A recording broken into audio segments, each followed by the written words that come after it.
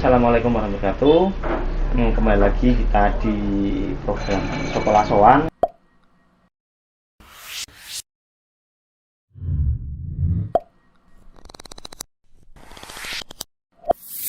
Kali ini kita sudah bersama dengan Pak Ribut Ahmadi. Selamat sore Pak Ribut. Selamat sore Sugeng Sonten. Oke, nah seperti biasa ya, ini masih pada seri pendidikan karakter. Nah ini Pak, kita mau menanyakan ya, meminta pendapat dan pandangan Pak Ribut mengenai fenomena yang terjadi akhir-akhir ini, terutama di kota Kabupaten Pekalongan, Batang. Jadi untuk kenakalan remaja, terutama ada tawuran, terus ada geng motor. Padahal tuh dulu zaman saya bahkan itu enggak seintens sekarang. Kayaknya sempat meredup, terus ini kok naik lagi, angkat lagi. Nah, jenengan melihat itu bagaimana, Pak? Oh, apa ya? Nek tawuran itu di zaman saya malah memang lagi tinggi-tingginya itu. Di zaman saya sekolah. Pokoknya kan biasanya kan nek tawuran itu kan gini.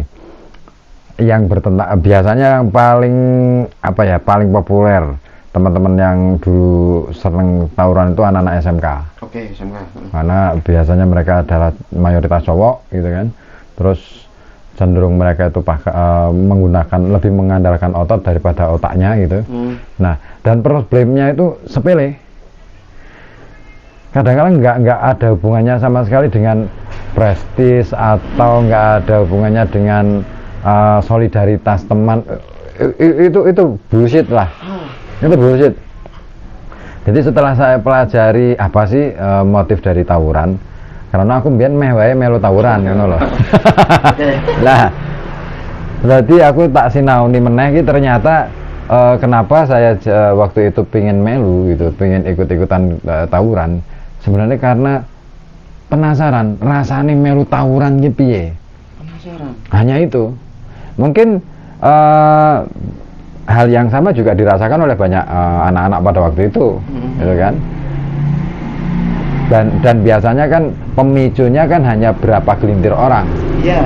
Pemicunya hanya katakanlah 3 sampai 5 orang yang mereka itu akhirnya bikin geng, dan gengnya itu cukup populer di sekolah, terus kemudian mereka bikin isu lah, ya kan?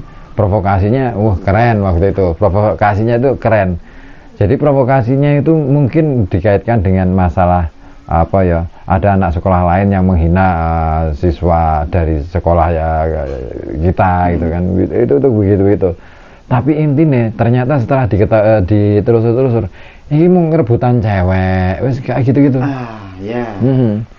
Dan itu yang keren itu sebenarnya, kalau saya melihat kerennya dulu ya, jangan negatifnya dulu.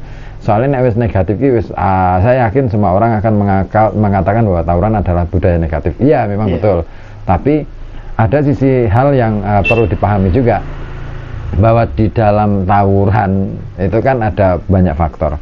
Salah satu faktornya adalah bagaimana kemampuan anak untuk mengorganisir.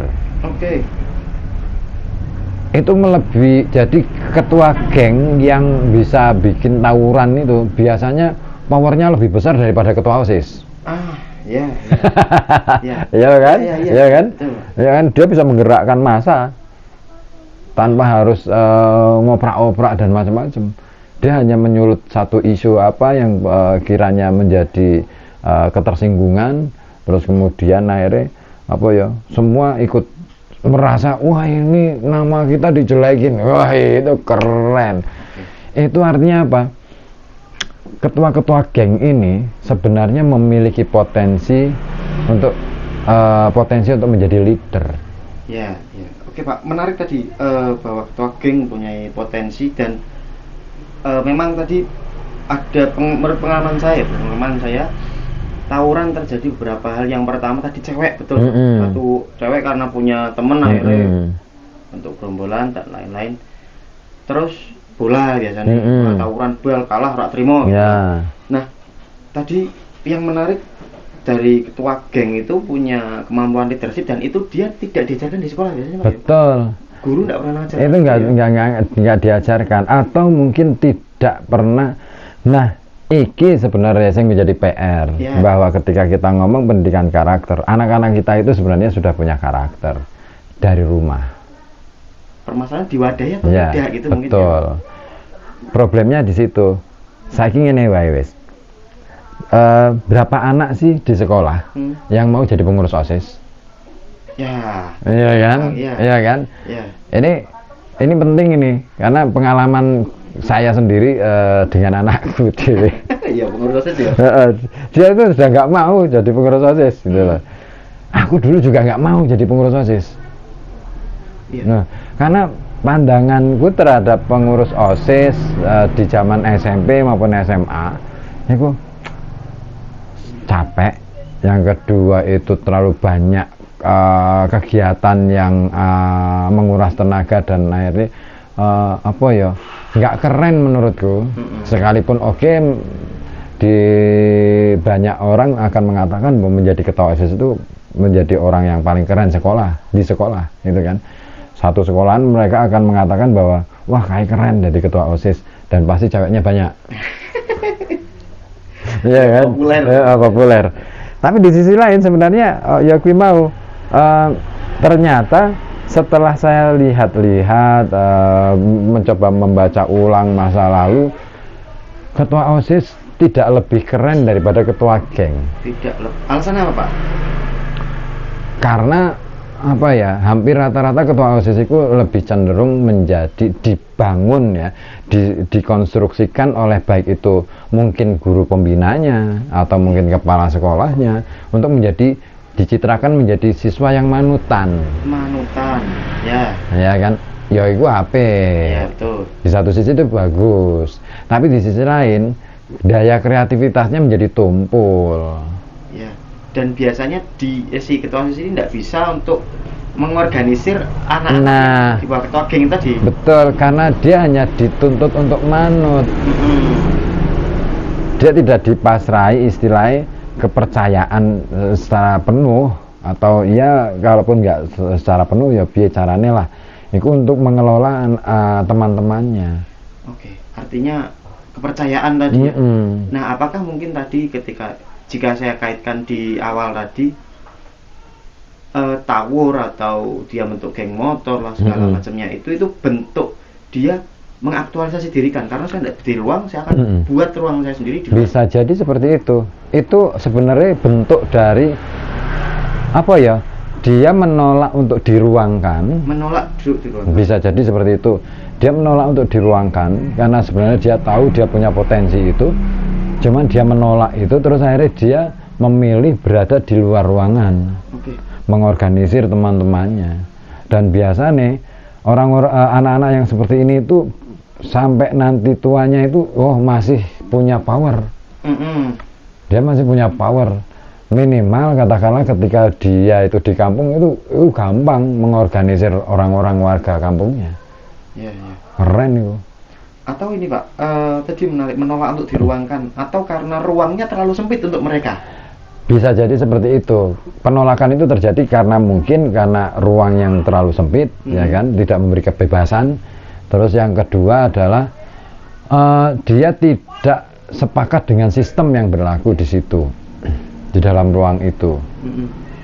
Nah, sekolah itu kan menjadi ruang yang sangat mengungkung. Sebenarnya sekolah itu kan, aku ini kenapa sih belakangan ya dari dulu ya, aku kalau ngajar itu kadang-kadang kan nggak berada di dalam ruangan, malah kadang ngemper kampus atau di gelosotan bareng karo bocah-bocah, karena saya tahu persis psikologi mereka nggak terima kalau berada di dalam. Pikiran mereka akan cepat stuck hanya berada di dalam ruangan itu, nggak ada jendela yang kira-kira bisa nonton luar. Bahkan nonton luar aja mesti ceder, guru mesti langsung ngingetin, nggak boleh, harus konsentrasi ke papan tulis. Ya kalau gurunya bisa ngajar enak, ya kan, menyenangkan. Aneh ora sebagai penjara. Iya, itu kan problem. Maka sebenarnya konsekuensinya kalau guru itu menghendaki siswanya bisa memperhatikan dia, dia apa ya, bisa mewujudkan bahwa seorang dia layak diperhatikan oleh muridnya. Itu harusnya gitu. Cuman kan balik-balik mana kan bolak-balik strategi yang dimainkan memang harus banyak. Guru harus punya kemampuan yang lebih multi pokoknya. Nah makanya balik mana dengan tawuran itu tadi, bahwa bisa jadi itu karena mereka menolak diruangkan, bisa jadi karena rasa kecewa terhadap sistem yang berlaku itu. Nah makanya ketua-ketua geng yang pinter mengorganisir ini harusnya, nah ini kalau ngomong harusnya kan berarti iki piye carane lah bocah ki dirangkul, dijak ngobrol bareng sing sekiranya mengko dia itu bisa mengelola aktivitasnya dia itu dalam geng itu ke hal yang positif. Bukan kemudian diserahkan ke polisi, enggak, bukan di ranah itu. Ini ranah pendidikan ya begitu. Nek langsung dicekal polisi, dendam loh. Iya, sampai nanti. Dendam loh itu enggak akan selesai. Dia akan membenci betul. Yang muncul adalah kebencian. Itu. Nah, problem hari ini kan kebanyakan ketika anak-anak yang tawuran itu langsung diserahkannya ke polisi, toh? Iya, iya. Padahal itu enggak menyelesaikan masalah. Apalagi sing ning video viral kae. Iya. Wis dicekel polisi terus dipamerke ning ngene ngarep gurune. Wah, disin-isin ngono. Wih, ku kentir iku. Aku enggak sepakat itu cara seperti itu. Enggak begitu caranya. Kalau mau menyerahkan anaknya ke sekolah ya diam-diam lah, jangan sampai kemudian diviralkan. Itu dendam itu. Tapi masyarakat pingin yang seperti itu Pak, justru Pak. Iya Pak. Di komen-komentarnya kan luar biasa. Ya karena masyarakat hari ini sebenarnya memiliki rasa kecewa yang sama. Ya. Itu loh. Rasa kekecewaan yang sama, rasa putus asa. Yang sama, nadanya sama-sama kecewa bahwa dunia pendidikan mungkin menurut masyarakat hari ini bukan dunia yang bisa mewujudkan masa depan mereka, dan mereka merasa tertipu oleh itu, bisa jadi. Terus akhirnya ketika ono momen ini nyemplunglah semua masyarakat, semua lapisan nyemplung. Ini kesempatan, sekalipun itu mungkin dilakukan secara tanpa sadar. Gitu loh. Nek podo-podo pernah sekolah kan orang ngono to komentare. Iya. Wong aku wis tau ngrasake sekolah kok, rasane piye sekolah, terus mereka seperti itu, coba deh pahami. Nah dengan seperti itu berarti ada kegagalan dalam dunia pendidikan. Dalam hal apa? Menumbuhkan rasa empati. Oke. Empati ini orang mung sebatas mergo aku melas, mergo kae iki perlu dimelasi. Bahkan kepada anak yang mungkin melakukan kesalahan, kita harus berbelas kasih loh. Iya. Bahkan kadang hukuman juga bentuk belas kasih gitu Pak ya. Harusnya prinsipnya itu. Bukan untuk menghajar loh ya. Bukan untuk menghajar. Problemnya adalah hukuman kadang-kala diberikan dengan nuansa balas dendam. Padahal itu bentuk sayang harusnya niatnya. Gue sing tak pikir masih banyak PR di dunia pendidikan kita, terutama untuk bangun karakter. Jadi aku jadi mungkin untuk sesi ini dulu Pak ya. Dulu. Siap. Jadi menarik tadi ada beberapa saran untuk sekolah dunia pendidikan, sekolah guru itu mengenai bagaimana untuk menanggulangi atau mencegah tawuran atau kenakalan untuk geng motor ya. Tadi yang masih menjadi fenomena ya. Jadi cukup itu dulu.